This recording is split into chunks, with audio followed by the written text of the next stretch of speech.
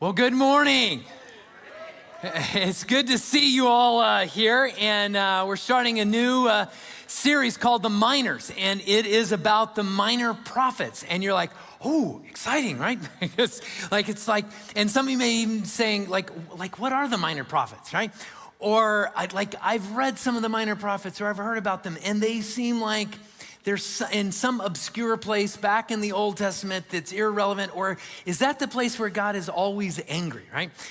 There's this thing with the minor prophets, and the reason that we're doing this is because oftentimes there will be places, especially in the Old Testament, where it's just like because it's so old or there's something happening that we don't understand it, and we lose the story of what God is doing there. And so it's easy to misunderstand it or kind of go in a direction that maybe isn't what that book is all about. And the minor prophets are like a place where that happens oftentimes.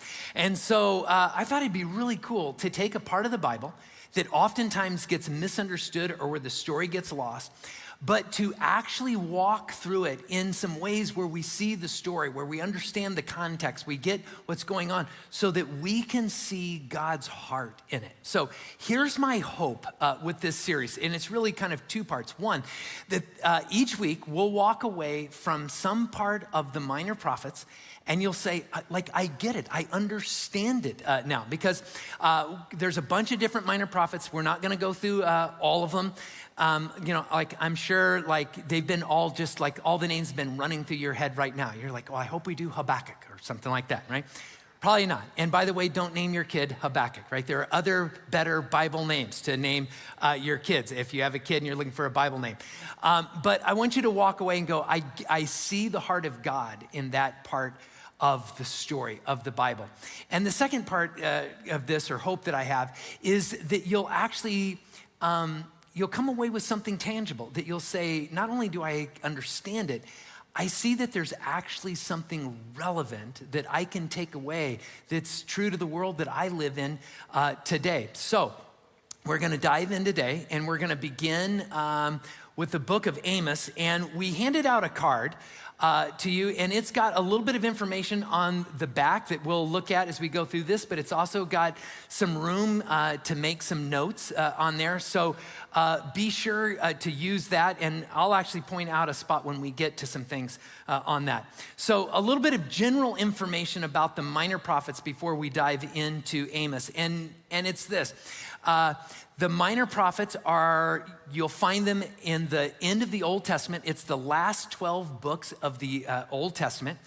The time period in which these were written is roughly somewhere between 930 BC to 430 BC. So this is like a long time ago. This is like 500 years. Another way to think of it is this time period ends like some 4 centuries before Jesus comes on the scene. So if you've ever read the minor prophets and you're like, this is a little confusing, well, yes, that's because it was written a long time ago in ways that language was used in different ways, and even storytelling and all of these different things.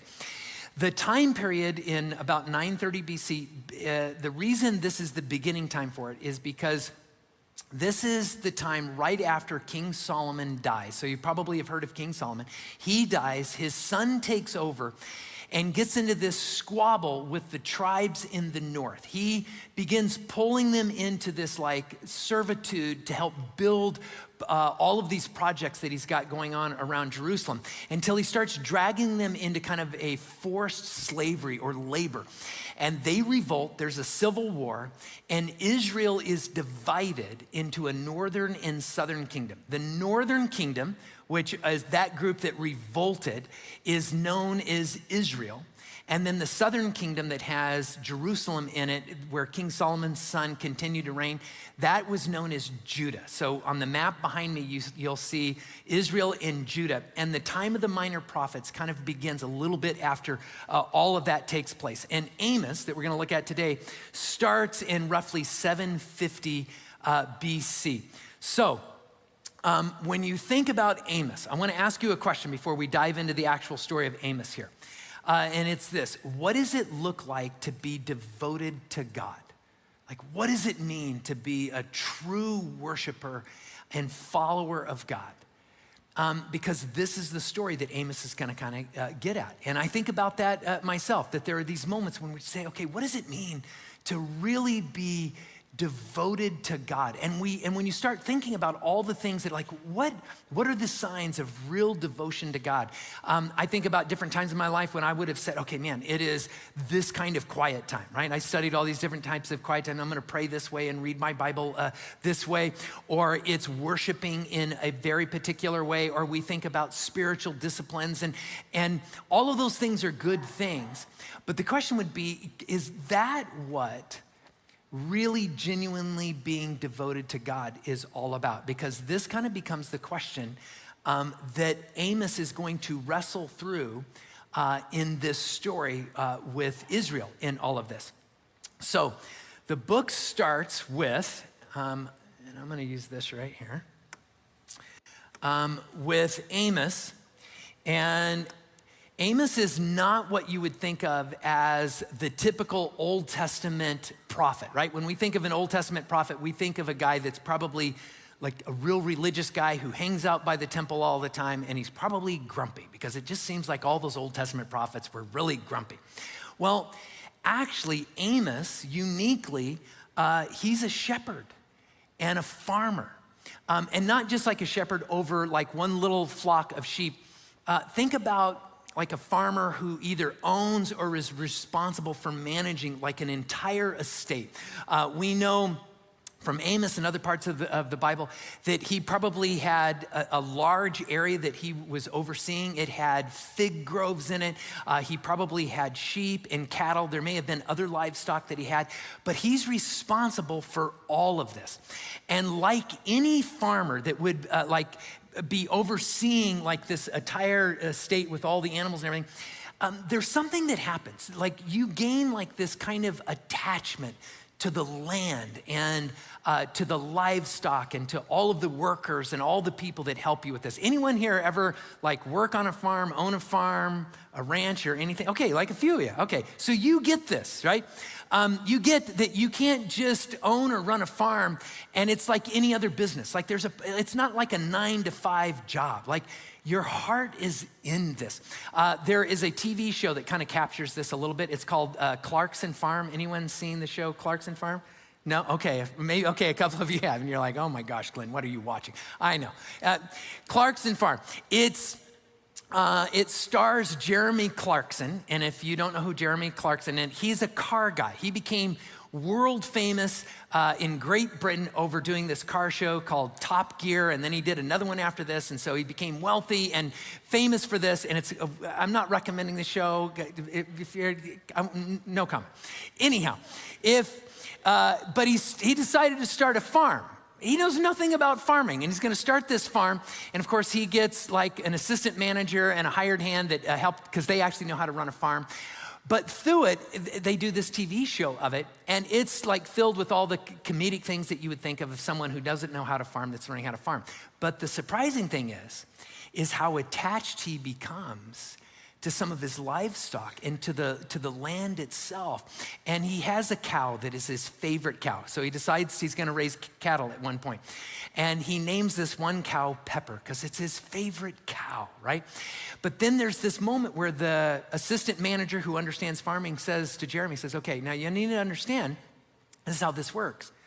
So the cattle that don't get pregnant, because right, the whole point is we've got these cattle and they're gonna get pregnant and then they'll have calves and this thing goes on, right? And he's like, okay. He says, but the cattle that don't get pregnant are the first ones that are gonna go to the butcher. He's like, oh, like, okay. And Pepper's not pregnant, right? And so Jeremy goes through all of this stuff, hires vets and does everything you can do to get a cow pregnant, but Pepper doesn't get pregnant, okay? And I won't go into that part of the story. Pepper doesn't get pregnant. And then there's this scene where the butcher shows up with the trailer to haul off the cattle that are gonna go off to his butcher shop. And Pepper's not pregnant. And you just feel the quandary because he cares about Pepper, the cow. And then the scene closes with he turns to the camera and calls out to his wife. He's like, honey, we now have a pet cow, right? Because like he can't stand to see Pepper go. And you think, okay, so like why do we have a minor prophet? This guy, he's really not a religious guy. He's not a prophet type of guy. He's a farmer. Why would God call him to go and deliver this message? Well, maybe it's because the kind of message that God wants to deliver is perfect for a farmer who has land and livestock and workers and hired hands, and he cares about it all. The way a farmer, the way a rancher would say, I care about everything on my land. I'm connected to it. I think that's the very reason why God calls a farmer like Amos to go and preach this word. Now, before we get to that, we need to see where he's gonna go. So he's actually gonna be preaching up to Israel. And the person over there is a guy by the name of Jeroboam, and he is the king, Jeroboam the second actually. And for all intents and purposes, he is like a spectacular king. At first glance, you go, he has all of these military exploits. He regained land that Judah had taken away from them, and then he starts expanding their kingdom. In fact, when you look on the map behind me, he expands the kingdom way beyond what you see on the map right now. He ends up like controlling all this area. And of course, that brings in all of this wealth. And so it seems like the economy is going good and the military exploits are great. And it's like, this is a great king, but there's a darker side. And this is the issue for God. Because in his success, it's like it's all gone to his head. And he has become filled with pride and with apathy. He's allowing the worship of these other gods. And what Amos explains about the worship of these other gods is every time people go to worship these other gods, it leads them to neglecting and hurting the people that actually live in Israel. And so you think about Amos, and he would look over the entire land like this and say, we care about all of this. But it's like this king looks at the entire land and it's like, he's pretty apathetic about it because I'm rich and things are going well and I'm not gonna worry about it. So here's Amos. He lives right on the border between Judah and Israel, kind of right between Jerusalem and Bethel. And he sees what's going on and he can't stand it. And so he travels over to this city, which is right here, and this is Bethel. And the reason he goes to Bethel is because Bethel becomes the spiritual capital of Israel. In the same way that Jerusalem was the spiritual capital of Judah, and even to this day, like when you think about how important Jerusalem is, that's what Bethel meant to Israel. So this is where a lot of the leaders are. This is where the religious leaders are. This is where all the religious people would come and worship at the temple here in Bethel. And so he goes there, but as you can imagine, if he just shows up and says, I've got a problem with you guys, right? What's gonna happen? They're gonna be like, new guy, you're out of here, right? Like you're gone. Like they're gonna beat him up, throw him out, or arrest him, or worse. So he engages in this kind of like these sermons, but think of them as poetry, and then the second half are all these visions that he gives. But it's a very particular type of poetry. There's a type of literary rhetoric that he uses that does two things, two parts that I want you to understand here. First, he's going to actually draw a kind of map with his rhetoric, with this poetry that he's using. Secondly, he uses this poetic line over and over again. And let me give you the poetic line. It's this: for 3 sins of, and then there's a blank, and he's gonna fill it in with the name of a city or an area or group of people, even for 4. So this is a line. For 3 sins of blank, even for 4. And we go, oh, that seems like, like not much. Okay, but I promise you, back in the 750 something BC, this would be like this is like smackdown on TikTok or something, okay? To use this line, right? And it's a way, it's kind of like this finger pointing thing.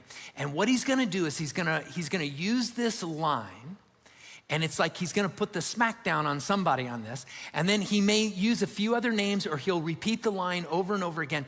And as he goes through this kind of smackdown thing, he's gonna start drawing a map. But notice where he starts isn't any place close to Israel. And he's doing this for a reason. I want you to watch what he does with this. So if you have your Bibles, turn to Amos chapter 1. This is how he dives into this thing. So he's traveled to Bethel, and he starts delivering this poetry, right? And they would have taken this as kind of these sermons. So Amos chapter 1, look at verse 3. Here we have that first time we see the line. This is what the Lord says. For 3 sins of Damascus, even for 4, I will not relent. And everyone would kind of think about where Damascus is, and he goes through the sins of Damascus, and they'd be like, oh yeah, that place is terrible, right? And then he goes on, and he delivers this line, and he mentions the city or the area of Aram, and then he mentions Ashkelon, which is another city. He starts repeating this line even more. In verse 9, he says, for 3 sins of Tyre, even for 4, I will not relent. Then in chapter 2, verse 1, he says, for 3 sins of Moab, even for 4, I will not relent. He gets to verse 4, for 3 sins of, catch this, Judah, even for 4, I will not relent. Now, a couple of things that you notice right off the bat. What's happening in this map, right? He's kind of circling in tighter and tighter and tighter, right? But ask yourself this question too. What would the good folks and religious leaders and the king and all of his governors and everything here in Bethel be thinking about what this prophet from the south is saying? They'd be like, this is awesome, yeah, because we know how sinful those Damascans are. And those folks over in Tyre, oh my gosh, they're awful. Like they just, and they'd be like, at this point, he's preaching a sermon against all the people that they would be against, right? They're like, this guy's good. We should have had this guy a long time ago. We love what he's preaching. But when you look at his little map, do you think he's done? No. Like, he's gonna tighten this thing up a little bit, right? He's got one more stop before he's done with his little poem here on this, right? Look at verse 6. For 3 sins of what? Israel, even for 4, I will not relent. Well, now the party's over, right? But understand what he's done. This is really clever. Through this poetic rhetoric, he started with something that they could see and accept. Oh yeah, those people, and he talks about their sins in between. Oh, like, you bet, they're awful. They treat people terrible. They pull people into slavery. They do all these things. And then he just keeps winding it around until he gets to the end. And then when he points to them, it's like a mirror that he flips back and says, okay, all of those things you have been saying are so bad and terrible. Guess what? You're the same. And so it's this way of actually pulling them in and then using this kind of mirror. And what you need to know is he's going to use several of these devices, and he's driving to this kind of crescendo that happens roughly in the middle of his book. And it's chapter 5, verse 24. And so what we're going to do is we're going to walk through this, and what I want you to know is all of this that Amos is doing is driving toward this one line, this thing that he's gonna say. Because if our question is, what does it mean to really be devoted to God? What does it mean to be a true worshiper of God? He's gonna answer this question. Because this is a group of people in the north, they've got a problem with Judah in the south. Right? They think they're the ones that are truly worshiping God in the right way, right? More than any of their neighbors, and especially those in Judah. And so he flips this mirror around. And when he starts off, he begins with kind of laying into the leaders as a whole. And he says this, look at chapter 2, verse 6. Here's what he says about what these leaders and what they're doing. He says, they sell the innocent for silver and the needy for a pair of sandals. They trample on the heads of the poor as on the dust of the ground. They deny justice to the oppressed. And he's using, again, this kind of poetry, but he's painting a picture. And as you go through and watch this, if you read through the whole thing and kind of get what's happening with the poetry, you realize there are two things that he's really pointing out with the leaders. And the first one is, right, you've created this kind of financial system that pulls people in, and before they realize, they're in this kind of financial debt that pulls them into like financial servitude that traps them, and it's almost like slavery. He says, you do this, your system is set up to do this. You're making the wealthy more wealthy at the cost of the poor and the weak and the hurting. And the second thing he says that is so infuriating to him is that you've created a legal system that holds them in. They have no representation. They have no recourse. In fact, the whole legal system is built for the people that hold them in and not the ones that are victims of it. And he says, this is not okay. And he's saying this to these leaders. And one of the things he'll talk about in this is he says, and you know what? And again, here's where he uses this technique of the mirror. He goes, I recall you all are Hebrews, right? And as Hebrew people, do you remember where you came from? Oh yeah, from Egypt. And what were you in Egypt? Slaves. And you got to experience God's goodness and grace that set you free.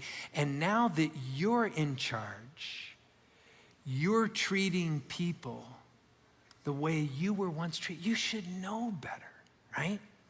And you can just see all the leaders like, we don't like this guy so much anymore. Like, But now I want you to think about the religious leaders for a moment. Think about the religious leaders and all of the religious people that would be like so pious. Because now he switches his view to them. And now as he walks through this thing, he says, you're not off the hook either. Because a lot of them would be saying, well, we weren't in charge of creating those systems. We didn't do that. Like we are so devoted to worshiping God. God must be really, really pleased with us. And it's interesting how he walks this out. Turn to chapter 4. And this is where we see him speaking directly to this group of religious people. And it's like he's speaking on behalf of God about their worship and what they're doing. And he says this, bring your sacrifices every morning. Like you think you're religious and worshiping. Bring your sacrifices every morning, your tithes every 3 years. Burn leavened bread as a thank offering and brag about your free will offerings. Boast about them, you Israelites. And now here's the line where he hits it. For this is what you love to do. And the point he's making there is it's really about you. You're doing all this worship and you think it's like, oh man, God must love this. And we're doing all of these pious things. But what he's saying is what you do, it's really about you. And on the one hand, you think you're righteous because of your piety and your worship. Right? You think your devotion and your prayers is the thing that really makes you that good worshiper. But he's going to point out two things with them that he hits. The first one is their pride. You do all of this worship, but the truth is you're really prideful about it. You think you're better than all the people that don't do all the things that you do. You think you're better than all the people you point to that you'd say aren't as moral as you. And he said, that's a problem. And then he says, the other thing this leads to is this neglect. For all of your worship and for all of the things you do, there are people that are in need, there are people that are weak, there are people that are poor, there are people that are hurting, and you know about the systems and all the things going on. And in all of your worship, you neglect those who need care the most. And this is being said by what? A farmer that would never abandon his livestock, who cares about the land, who understands the value of all of his workers. And you can just feel Amos going like, you all need to work on a farm a little bit and gain some appreciation. You think you're wonderful, but here's what God really thinks of you.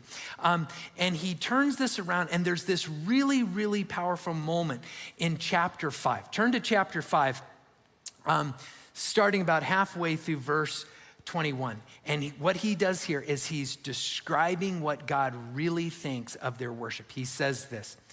He says, I despise your religious festivals. Your assemblies are a stench to me. Even though you bring me burnt offerings and grain offerings, I will not accept them. Though you bring me choice fellowship offerings, I will have no regard for them. Away with your noise, with the noise of your songs. I will not listen to the music of your harps. Whoa. Now remember, poetry like this is meant to invoke emotion, a feeling about this. So it's not about precision in something. It's about invoking like this visceral response. For instance, ever have a moment where you're gonna have like a tall glass of ice cold milk, and you pour it, and you start to slam that nice drink back, and about the time the milk hits your lips and the smell in your nose, you realize it's sour milk, and you're just like, think of his line in here, where he says, your assemblies are a stench to me, is what he's saying. Not too long ago, I got up real early in the morning, I made some coffee, and we were out of the creamer that we normally use. And so I reached over and I grabbed a carton of milk and I poured it in my coffee and I put the milk back and I started drinking my coffee, and I was like, man, this coffee is not very good. Like this, and then I was like, man, what kind of beans did we, this is like bad coffee. And then I went over and looked, and the bag of beans smelled good, and then I was like, oh no. Went and got the carton of milk and tipped it over the sink and started to pour it out, but it didn't quite come out right away. Yeah. And then when and I never noticed this when I poured in my coffee, it came out like that spaghetti curled, bloop, bloop in there. And that was just like, it was just like I drank, it was just like that. And the picture that he's invoking in this moment is just like you bring your offerings, like you play your music, and I'm just like, I'm gagging on it, right? Why? Because you think all these pious things that you're doing, when you're so prideful and you neglect people, like you have missed my heart.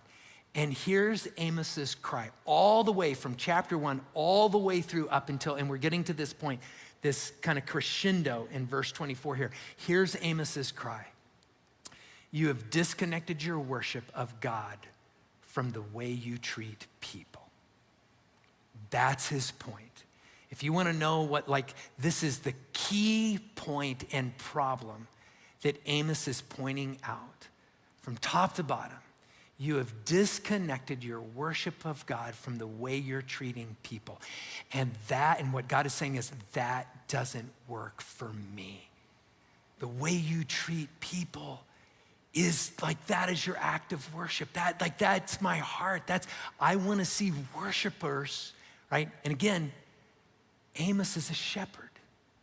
Don't tell me you like me and then be abusive to my land, my animals, my workers. I care about all of that. And God is saying, you neglect people that I care about people in all of this, see? So let me ask you, has there ever been a moment where you've seen someone who you're like, wow, man, they know the Bible really well and they seem to behave really well and they pray all of the time. They do all these wonderful things. But you've noticed there's something about the way they treat people. They have a way of looking down on people, or a way that they just, all of their piety and goodness never translates into a moment where they would ever take action that does something good or beautiful in somebody's life. And what Amos is saying is, yeah, the way that sits wrong with you, there's a reason why. Because that's not God's heart in all of this. And now we come to verse 24, and this is the kind of the crescendo of what he's getting at in all of this. Look at verse 24. He says this. He says, let justice flow like a river and righteousness like an unfailing stream. And what God is saying is, this is my heart. Now, to understand what's happening here, when we think, there's two very important words in this verse that you need to understand in context and what was meant, like way back in the 700 BCs. And it's the word justice and it's the word righteousness. When we think of justice, and it's close to the idea here, but when we think of justice, we think about something that is proclaimed, like proclaiming that's not right, or this is what is right. And there's a part of the word, and the Hebrew word is mishpat, that actually captures this idea. But we also think of justice as like punishment or punitive. Like you do something wrong and the judge declares, okay, what you did is wrong, and then he dishes out a punishment, right? That's not so much the idea of mishpat here. Mishpat carries kind of a different idea here. And on your card, on the back, there's a place where I've got mishpat, and then there's the other word, Hebrew word that's used in here, tzedakah. I just encourage you, write down the definition of what it is here. And I'll give you a rough idea of it here. So mishpat is an action-oriented word, right? So it's more than just pointing out or saying that there's something that is good or bad. It is the action that changes it to the good. So it's not about punishing something that is wrong. It is about righting the wrong. So if there are neglected people, it's not about just saying, well, neglect's bad, right? And if you're a neglector, we're gonna give you a ticket, like, and mishpat would be like, no, what are you going to do to go help the neglected? What are you gonna go do to help the poor? What are you gonna go, like the weak, what are you going to do to change that thing that is not okay? That's mishpat. How do you bring the goodness and blessing into it? Then the other word, tzedakah, which gets translated righteousness. It is righteousness in much the way we think of righteousness, but even more so along the lines of, think of it as right relationally. Remember, this is a culture, this is an honor-shame culture where your standing is super important. There was a pecking order everywhere. And the idea of tzedakah is, even if you have a higher standing than someone else, to be right relationally means you don't take advantage of them because of that. You treat them in an equitable way. You treat them in a way that is fair and good, even if you're above them, right? So righteousness is right relationship. You see people and you don't trample on them like they're the dirt just because you hold the higher position. You actually see their value and you treat them in a way that is right relationship. So now I want you to think about this.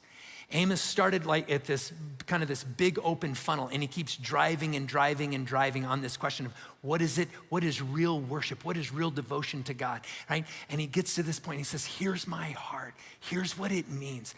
To let justice flow like a river, he says. And again, this is about painting a picture. And the picture of this, like think of a river. Think of the Colorado River running through the Grand Canyon with power and the rapids and everything. And he get that picture in your mind. And what he's saying is, my community, when you center in on my values, justice, making things right, seeing the weak and helping them out, seeing the poor and helping them out. When there's someone who it's whatever you see that isn't good, you're changing it. You're not just saying, I see it over there. You're actually actively saying, how can I bring good into this world? My community is like a rushing river, bringing in this goodness and the righteousness, the right relationship, the way my people see other people, no matter what they're standing, they always see them in a way that is equitable. They always see them through my eyes. I want my community to be like a river of justice, like a stream of righteousness that never ever runs dry. That's my heart. See? And friends, if you want to know what the book of Amos is about, that's what it's about. God's heart for people and for his community to be like this rushing river of justice. It is this beautiful thing. Amos is saying to these leaders, this is what God wants in all of this, see? And here's the point. Your relationship with God is deeply connected to the way you treat others. That's the message, right? And if in some way you have found a path of devotion to God that is disconnected from how you see and treat people, then what God would say is, you've misunderstood worship for me. The more you sing to me, the more you give to me, the more your heart should go towards that river of justice and that unending stream of righteousness. So I wanna offer a couple of things. I'm gonna just close out with just a little bit of application here. And maybe as you think back on this card, there's one fill in the blank that I want you to think about as we kind of dive into the application here for a minute. The fill in the blank is the way you treat people is your most important act of worshiping God, right? So if I think of that, if I have that in mind, first thing is this: the way I see people matters. And if I find myself looking down at people, right, in an unequitable way, whether near or far to me, then I'm missing what it is to really worship God. Second thing is, it's action-oriented, right? The worship of God, being devoted to God, is always something that should pull us forward to saying, as I see and understand God's goodness in my life, what can I do to change something somewhere else in the world? Got to see a great picture of this on my trip to Central Asia. In this culture that we were in, special needs kids, right? Whether it's physical special needs or mental special needs, in this culture, they kind of get pushed back into the shadows. Like it becomes, again, honor shame culture, and it's kind of like, ooh, like parents don't know what to do with this, and they become kind of the hidden part of the family, and the families feel like there's something wrong with them maybe in all of this. And on top of that, right, the government's not doing anything to help out these families or these kids, because it's, in fact, as one person told me, he explained to me, he said, I know I've heard you talk about like these are special needs kids. He said the way they would be thought of here, and this is a quote, they would be less special needs. Like you give them less because like why would you invest more in these kids? But think for a moment if that's you, right? Think for a moment if that's your family. Think for a moment, right? Those of you here this morning, you say, man, I was a special needs person in one way or another, physical or mental, or the things you've had to overcome, or in your family. And so there, we started working, part of our partners over there started this ministry where every month, and they've created this network where they pull in these families and they just say, like, we're here to bring goodness into your life. We're here to remind you that your child, that you are loved by God, you matter, right? And then in very practical ways, like, how do we help these families? How do we support them? And the question is never asked, like, how much do you have? What are your beliefs? What is your religion? It's just like, you're welcome if this will help you. And I watched some 50 moms show up to this. And we had people from here at Casas that went over and did some special like workshops to help these families and to help these moms. And just seeing the brightness that it brought to them. And I thought, that's that river of justice, that stream of righteousness that is bringing God's view and vision into this in a way that is lifting up, right? And so ask yourself the question, what are the tangible things? And maybe it's with a person, right? Maybe there's someone in your life and you're just like, there's something, God, I can do to bring goodness in that person's life. Or maybe it's being a part of this church. It's being a part of a community that views the world and God in this way in all of this. And the last thing I would say, I just close with this thought, is begin praying. Begin praying. God, if I'm missing something that I need to see about me in this, ask God to show you. And the reason I say this is because you go through the book of Amos and you realize he works so hard to go through all of these things. And what you begin to realize is how hard it is for us to see this in ourselves. It's easy to see in someone else. But Glenn Bartow has the hardest person in the world to see that would struggle with any of this is me, right? And so begin praying. Just say, God, if there's something I'm failing to see, help me to see it, because it can be really, really hard to see. And that, friends, is what the book of Amos is all about. And it's as relevant today as it was 2.5 millennia ago.